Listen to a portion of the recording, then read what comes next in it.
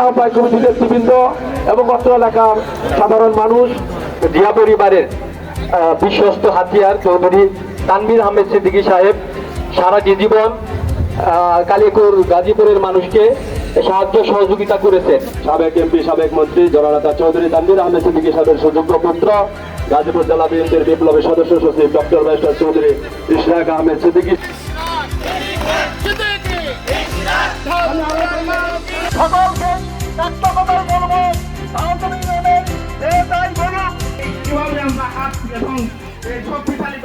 আসসালামু আলাইকুম, আমার ভাইদের আসসালামু আলাইকুম, আমার বোনদেরও আসসালামু আলাইকুম। আপনারা জানেন যে আমি ঢালজোড়ে আজকে নতুন না, ঢালজোড়ার মানুষ আমাদের ঘরের মানুষ। আপনারা সকলেই আমার অত্যন্ত কাছের মানুষ, ভালোবাসার মানুষ।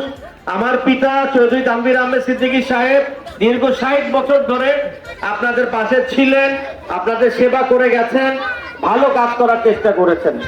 উনি যেভাবে আপনাদের পাশে ছিল, ইনশাআল্লাহ ওনার মধ্যে আমিও আপনাদের পাশে থাকতে চাই, আপনাদের দোয়া চাই, ভালোবাসা চাই, আপনাদের সেবা করতে চাই। আরো কিছু কথা বলতে চাই।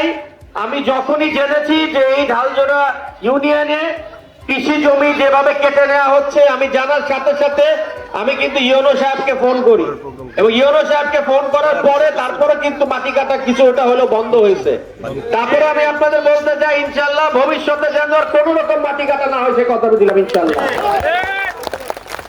আপনাদের বলতে চাই আমাদের চাওয়া পাওয়ার কিছু নাই। আমার বাবার এখনো উনি জীবিত আছেন, আমরা দীর্ঘ 48 বছর ধরে ওনাকে এমপি করতে পারি না, কিন্তু ইনশাআল্লাহ এইবার ওনার মুখের দিকে চেয়ে যদি আপনারা ইনশাআল্লাহ আমাকে ভোট দেন, যদি আমি জিতি, অবশ্যই ইনশাআল্লাহ আপনাদের যা যা উন্নয়ন করা দরকার ইনশাআল্লাহ আমি করব।